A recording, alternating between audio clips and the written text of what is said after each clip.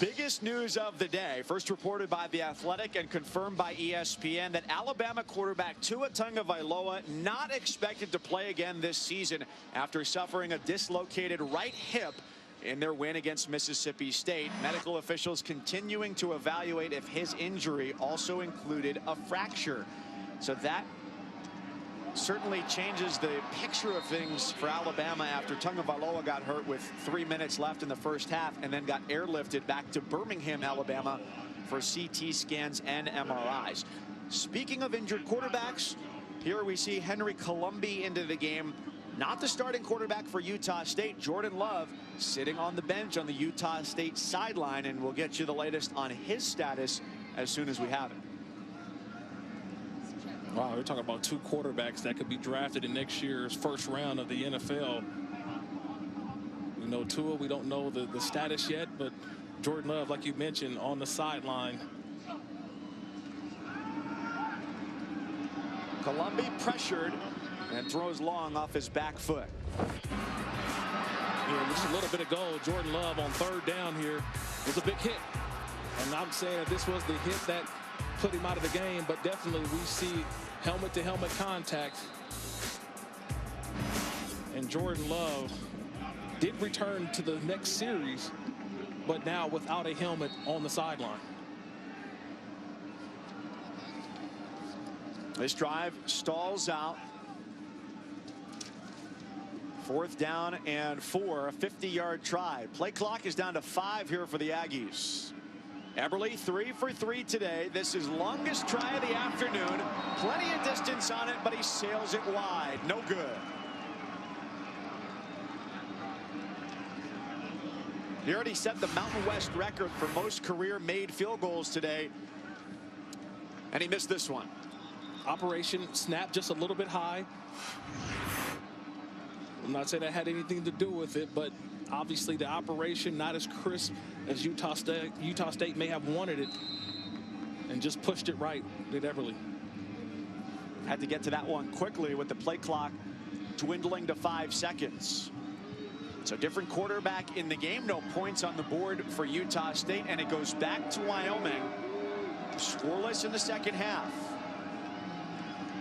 Still looking, as you said before, for that first huge explosive run from Xavier Valade, who went for 124 yards last week against Fresno State. Finds 13 yards there to get them right near midfield. Well, that's a good start to the drive, right? Gets positive yards, and you got to get a touchdown or points on this drive. You cannot start limiting your possessions without getting points as this game starts to get late in the fourth.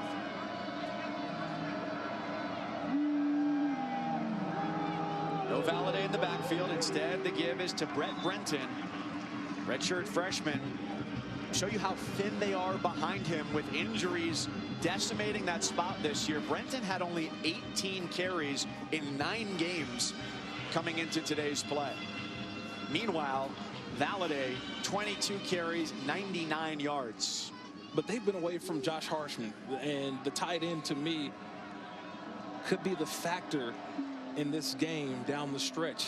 Finding him in the middle of the field, I think, could be an advantage for Wyoming. He lines up in the slot. He's targeted, and he didn't see the ball. It's intercepted. Utah State coming back the other way, and the Aggies have first and goal. The interception by Eric Munoz.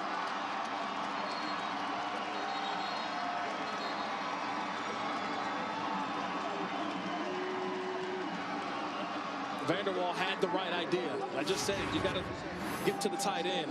That's the advantage that they have, but you got to put the ball to the outside. You don't put it to the inside. And Eric Munoz just sat there and read the eyes of Vanderwall. Picks it off. Got to get into the end zone, though, Munoz, but just an outstanding play by the linebacker. Just one of the guys that we talked about, the committee of linebackers trying to fill the void of David Woodward. Lowest touchdown efficiency in the red zone this year. New quarterback in the game. Colombi does the smart thing and falls back on the 25-yard line. A massive loss on first down. But the ball's in the red zone. And not anymore. But this is what happens. This is why you're one of the last. This is why you're last in FBS in red zone efficiency if you're Utah State.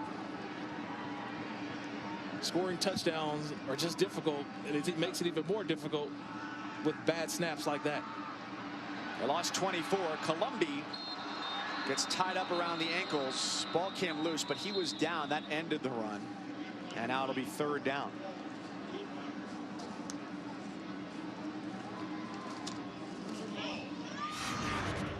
Just a bad snap here to Columbi. Remember, this happens a ton when what? A new quarterback in, a different cadence. They run the screen, complete to Tompkins. Inside the 10. They've got Dominic Eberle. 17-yard pickup. Eberle gets a chance at redemption, a much closer one after he missed from 50.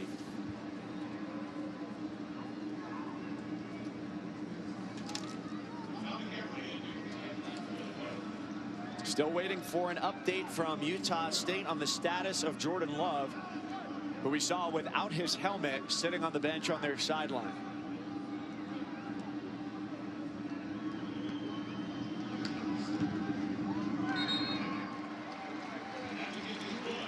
Field goal is good. 26-14 Aggies. Kirk Morrison, let's take a look at today's mayhem moment, brought to you by Allstate just a few minutes ago. Well, the mayhem moment was brought to you by number 38, the junior linebacker Eric Munoz, picking Tyler Vanderwall off, just staring at the quarterback's eyes. Let the quarterback lead you to the football. You make a play, but you got to get in the end zone. Eric Munoz getting to the end zone. My fellow linebacker with the mayhem moment.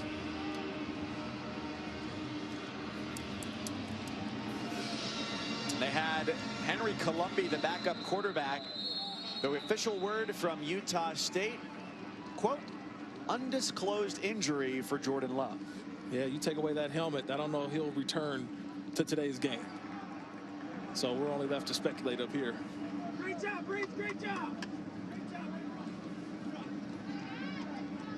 But I would think it was a hit that he sort of delivered on the sideline, where I saw that helmet move around a little bit.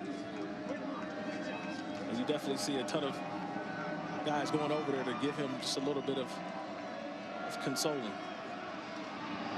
Here comes Ismail. The Aggies defense was ready for that. Big week last week against the Aggies defense. They allowed 419 yards, 35 points to Fresno State. Wyoming today has done something they don't really often do, turn it over in multitudes. 3 today.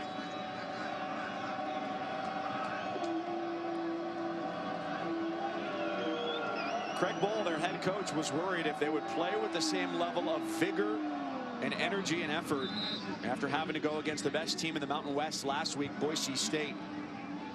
Game that came down to a missed field goal in overtime.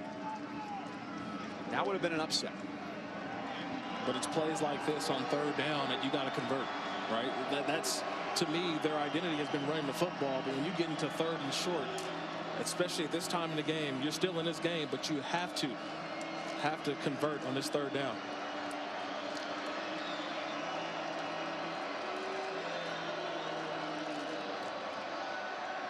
They fake the give. Vanderwall runs, throws, and completes for a first down. Austin Conway. Last score for Wyoming came with 5.5 minutes to go in the second quarter. So you're closing in a few minutes away from 2 full quarters without any scoring. And with 10 minutes to go, they are in this, but they've got to start getting productive. They got to be more aggressive too. They got to start looking to take some shots down the field.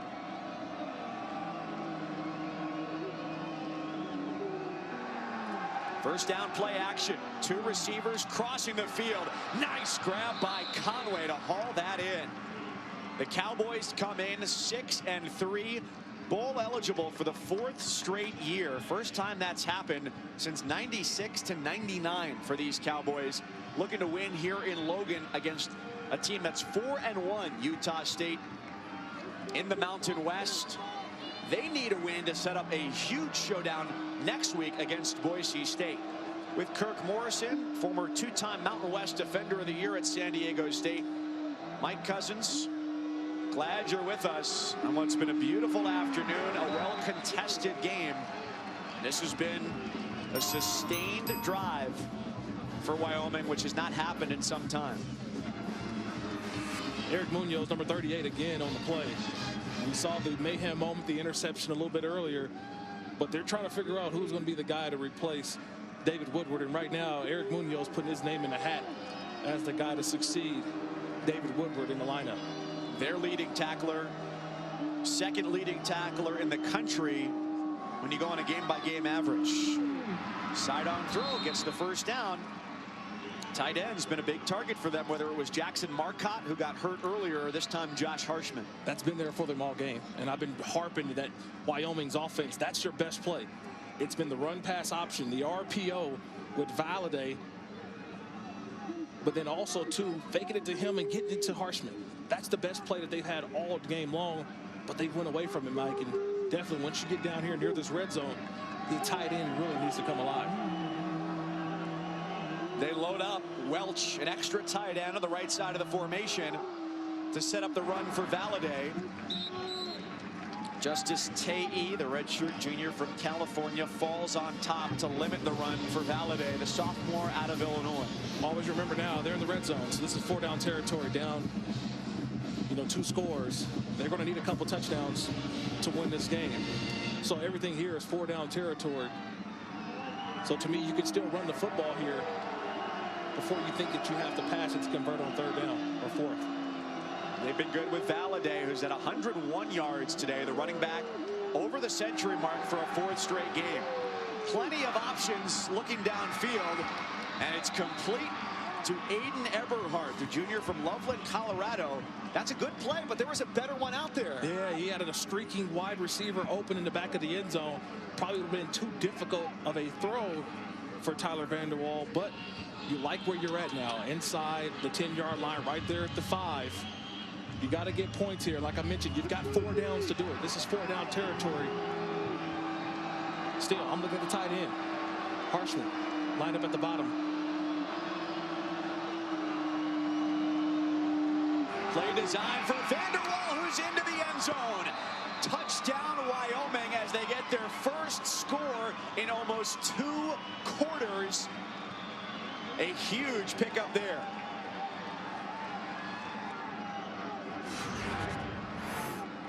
Touchdown number 2 for Tyler Vander Waal.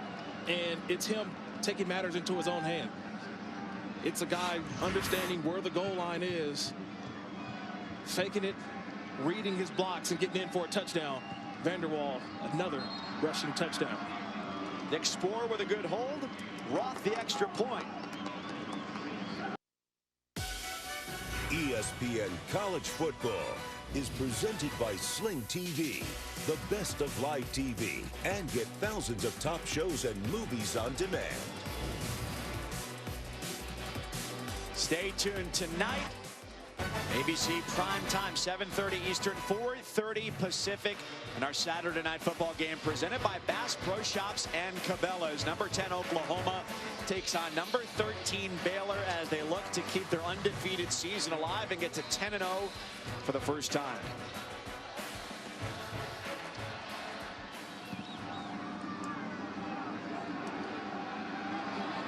Utah State starting quarterback, potential first-round pick Jordan Love out with an undisclosed injury. Utah State with their backup Henry Colombi in after a Wyoming touchdown drive. Probably their best drive of the game. And it really all started with what I've been asking for the entire game. Give me more of the RPO. Give me more of the run-pass options that gets Tyler Vander Waal to the outside, or give him just an open window to throw to his receivers. He gets out of the pocket. He finds a way, but to me, it was the touchdown run where they fake the run to Valade, and then what happens? All the linebackers bite up, and he just moseys his way on into the end zone.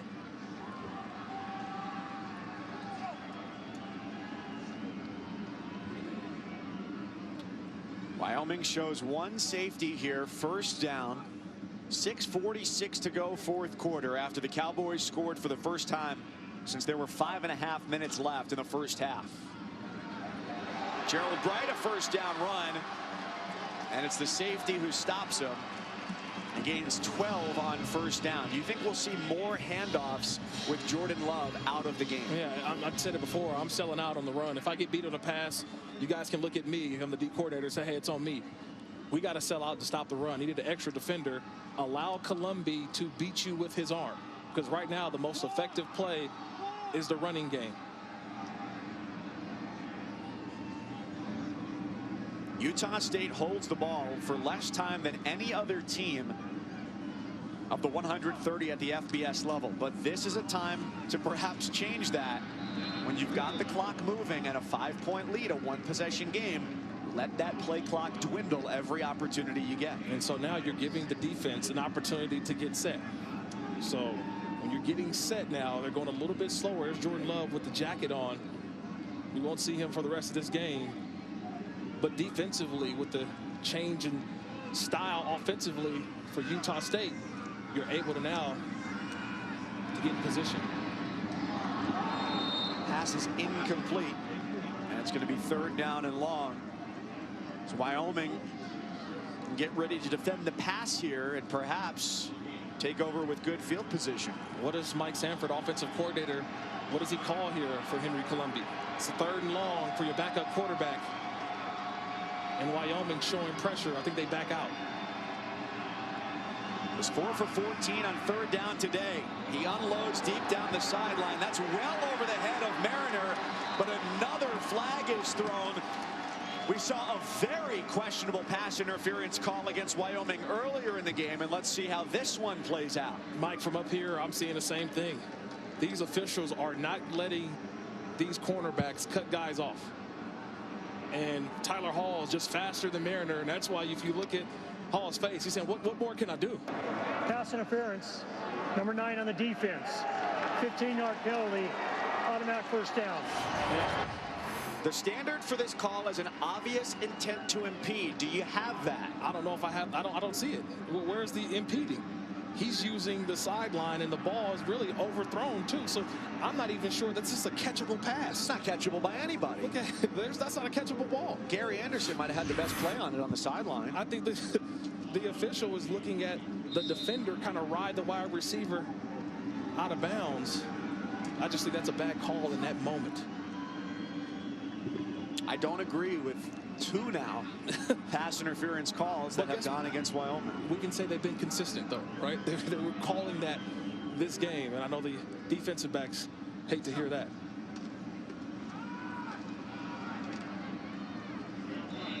Gerald Bright tripped up 45-yard line, a gain of 3 on first down. The clock continues to wind with a 5-point advantage. Utah State, they're not overlooking Wyoming this week, but the biggest game on their schedule lies next week. A chance to hand Boise State its first loss in conference play. Yeah, they're going to fight to the end with this one. It's on Henry Colombi now.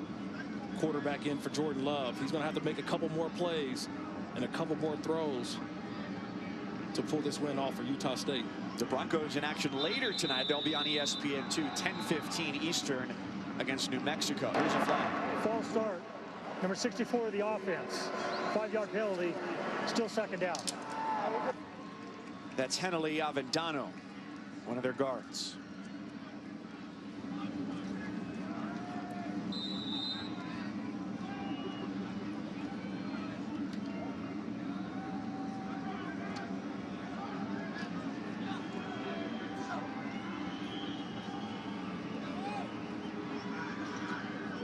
Even with the flag, the clock keeps running.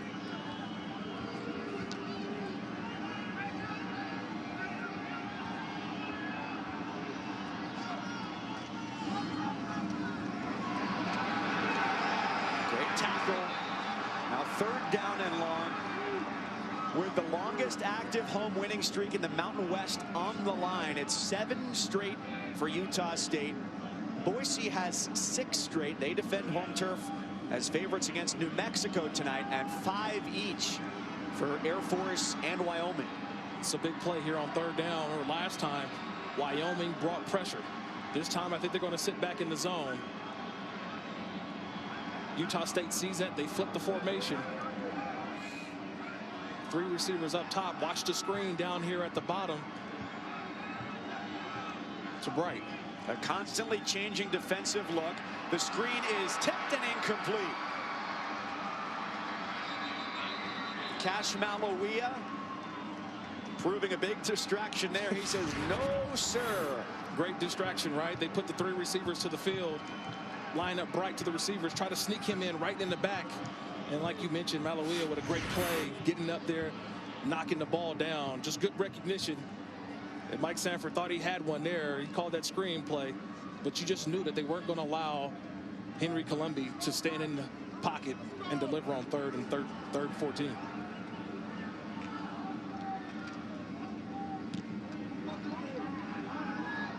Bartolik's punt. It's a fair catch at the 10. Game's coming right down to the wire tonight in Logan. Wyoming's down by 5 on the road here. 3:47 fourth quarter in Logan, Utah. Mike Cousins, Kirk Morrison. We saw a touchdown earlier in this quarter for Wyoming. What can they replicate from that last drive? I think it's putting Tyler Vanderwall on the move a little bit, getting him out of the pocket, letting him buy just a little bit more time for the receivers to get open. They still have all 3 timeouts as well if you're Wyoming, so running the ball can still be a part of your offense as well. After the punt, they take it from the 10-yard line. Team that runs the ball top 20 in the country in terms of handoffs per game, and it's Xavier Valade. Nice way to start this drive for a team that has seen close games not go their way too many times this year. Yeah, especially last week, coming off the heart-breaking loss at Boise. They understand them, so they're battle tested. They've been in this situation before, and with 3 timeouts, you still can run every play within your offensive playbook and not have to worry about going into the hurry-up mode. Tipa Naliai with the tackle there on Valade. So Utah State wants to go into next week against Boise State 5-1 in the Mountain West. The Broncos enter play tonight, perfect in conference play. I think we have to mention there is no Jordan Love on the offensive side for Utah State. So if you're Wyoming, you could be a little bit more aggressive here as well, getting the ball down the field. A clean pocket for Vanderwall, but no good options where to throw. He tries to sneak it into a very small window, and it shuts. Huge third down here for Wyoming. But what did I just say, Mike? Putting Tyler Vanderwall on the move, getting him out of the pocket. That's what was successful for you in the last drive. That's what you should do here. But on third down, to me, this is one of those situations. You got to go through your first 2 progressions. If it's not there, Tyler Vanderwall, you have the green light to just go find the first down marker, pick up the first down, and move the chains. The blitz is on. It's a heavy one. Vanderwall on the run. He throws incomplete. He got flattened as he let it go. And it's decision time here. There's just nowhere to go, really. They bring pressure. They bring 6. Not enough for Wyoming, and took a little shot at the end of the play. Christopher Unga. But remember, Wyoming still has 3 timeouts. There's still no panic. You wish you had a better offensive series there, but you still got a lot of time left and 3 timeouts.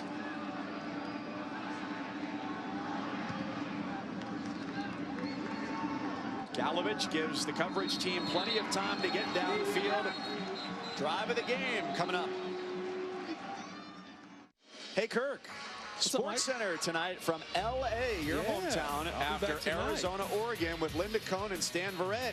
They'll give you an update on the injury to Tua Tagovailoa, the impact it'll have on the playoff race, and plus, after Saturday's results, Heather Dinich on how the Pac-12's playoff prospects looks, and a report from Colin Kaepernick's workout, what teams are saying after seeing him on Saturday.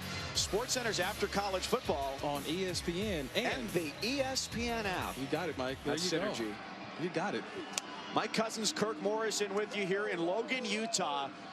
The Aggies up 5, 2.5 minutes to go. Wyoming with all 3 timeouts. They're going to use one here because they need to force a punt and get the ball back to try and drive and win this game. Wyoming, this is their first timeout of the half. 30-second right timeout. now it's about building a wall. If you're Wyoming, Utah State is just running your offense, but now it's a little bit different because the offense is different. It's not trying to get the ball down the field and go hurry up. You slow it down a little bit, but this is the difficulty if you're Wyoming. Henry Colombi is a runner, so he's the extra player in the run game. So not only do you have to worry about the running back, but you have to make sure that the outsides, to me, the ends, they got to be able to not be able to crash down on that run, but be able to keep the quarterback in front of him. Head coach Gary Anderson has been vocal about saying the players around Jordan Love have to be better. Well, it's no Jordan Love. It's his backup, Henry Colombi. They'll need a group effort here to keep the Wyoming defense on the field and win this game. Colombi gives it up right with a spin out. Defense pushes it back. Third down. Coming up with another timeout.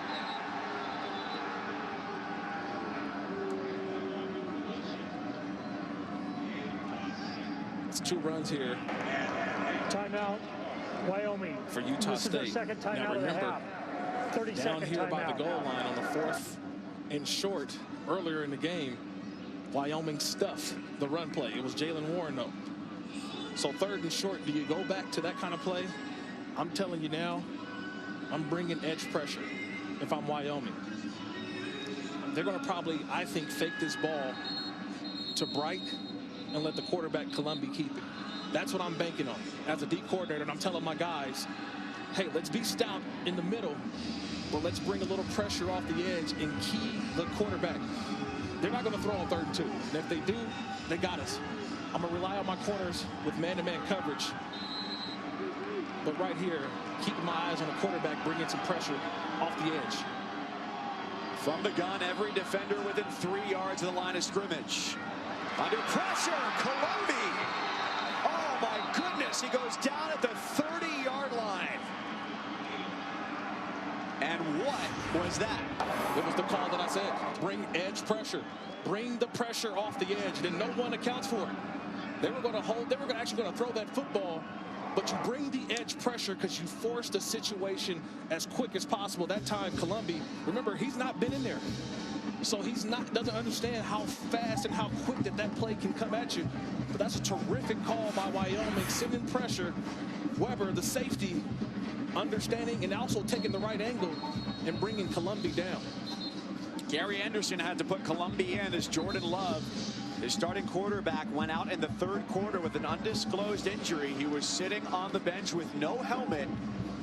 Plenty of time here, 2:18. Wyoming has exhausted its supply of timeouts, but they've got the ball after this punt. And it is a good one. From the 20, here comes Conway. He's got to break across midfield, and he slips another tackle. He's inside the 40, and the game will be decided in the final 2 minutes. But there is a flag at the 40 after a return of 47 yards.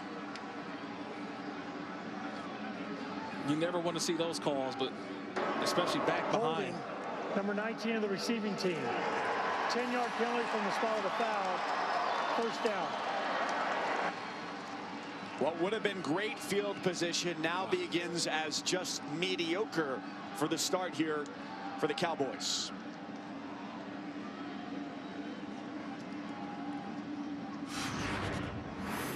I'm looking for the call here. They called 19 on the penalty, which is Aiden Eberhardt. And I'm looking for it. I think you can, that's a good call. You know, hands on the outside, you got to let him go. I think in that situation, I probably would let it slide, but hey, that's me, Mike. I'm a little bit different than the officials. But the letter of the law, that's a hold. Now 70 yards needed for Wyoming. On 1st and 10 from the 30. Incomplete. 2nd down and 10.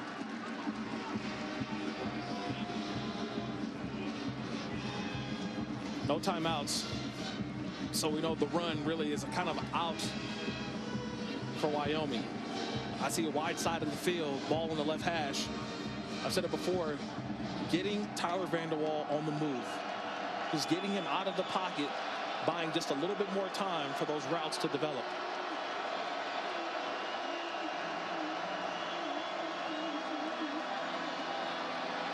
Vanderwall steps up, wrapped around the waist, and his pass is almost intercepted. The nickelback Andre Grayson had it in his grasp, and it fell to the turf, keeping things alive for Wyoming. Number 10, it's Tipa Nali AI. Number 10, it's been his rush on the outside that has forced Tyler Vanderwall to have to get rid of that football early, and just a missed opportunity there for Utah State. That should have been an interception. That should have been the game.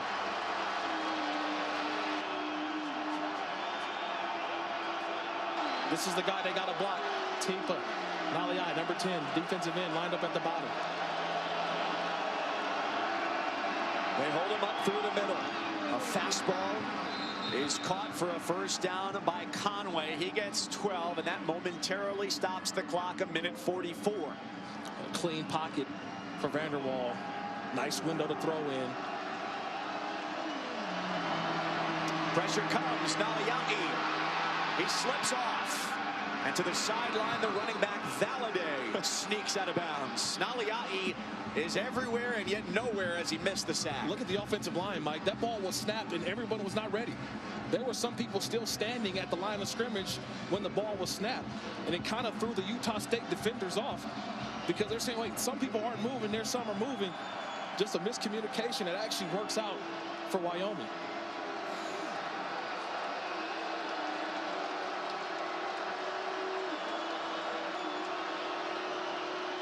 A four-man rush. Pressure up the middle sends Vanderwall on the run. He lets it go, and another first down throw. It's complete to Gunnar Gentry. Again, out of the pocket, right?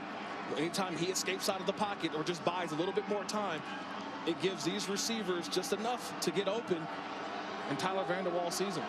Wyoming needs a touchdown to take the lead. Sideline throw again. The execution has been better. Gentry with his second straight grab. Still plenty of time left, 1:08. Okay, remember, still no timeouts, but they still have enough time that they can work the entire field. So you don't have to worry about just trying to hit on the sideline. You can work the entire field. We haven't called the tight end's name, Josh Harshman, in his drive just yet. They tried to attempt the pass earlier to him. I think right here, working the middle of the field for Harshman again.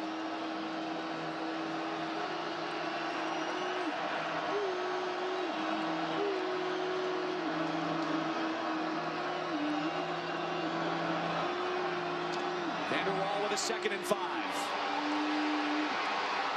He throws to the middle of the field, and it's intercepted. That'll end the game. Eric Munoz gets another one, and it's a game-winning pick for Utah State.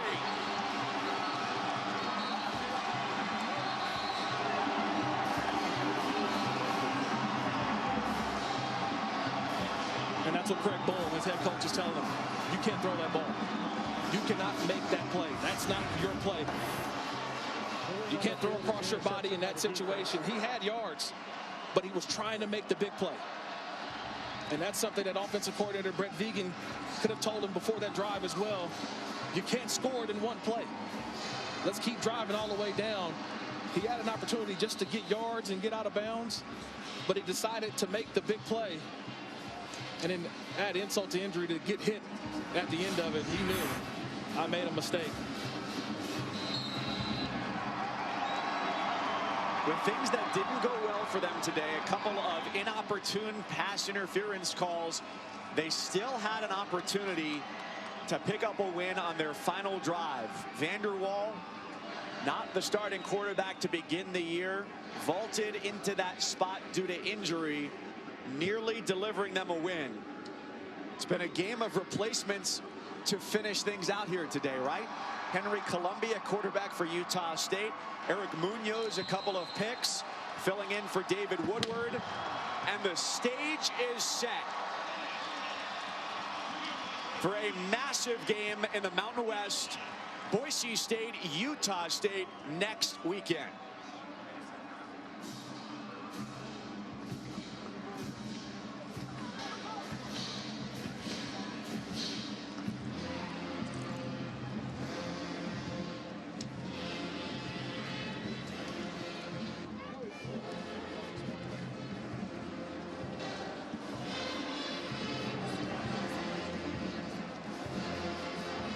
Vanderwall as a redshirt in 2017 made a trip here. Before they faced Utah State last year was when he was demoted from starting quarterback. And here, out-dueled by the defense as he tried to throw across his body on their final drive. You just got a guy who's just trying to make a play. The sophomore quarterback had yards in front of him, but when you throw across your body that late, I mean, two guys could have intercepted. Eric Munoz was there, but also Shaq Bond, and they regained the trophy. The rivalry between these two schools, that's what the winner gets as Utah State becomes bowl eligible. They improve to 6-4. They've now won 8 straight home games in the Mountain West, the longest streak in the league. Well, they were picked preseason second in the league behind only Boise State. And they say, when you come at the King, you best not miss. They get their chance next week. Yeah, that's the big game. That's the big game next week. Boise State, Utah State. It's what you kind of waited for all year. This has been the collision course game. The status of Jordan Love in the air, we'll see what happens this week. But, man, that's the game of the year right now in the Mountain West. An undisclosed injury for Jordan Love was the word from Utah State. That'll be something to watch heading into next Saturday's showdown that may decide one of the competitors in the Mountain West Championship game. Utah State hangs on with its defense, 26-21, the final score. Thanks for being with us here this afternoon. For my partner, Kirk Morrison, on behalf of our entire crew, I'm Mike Cousins. 26-21, Utah State defeats Wyoming. We say so long from Logan, Utah. We'll send you to warmer climates now, Atlanta, for App State and Georgia State.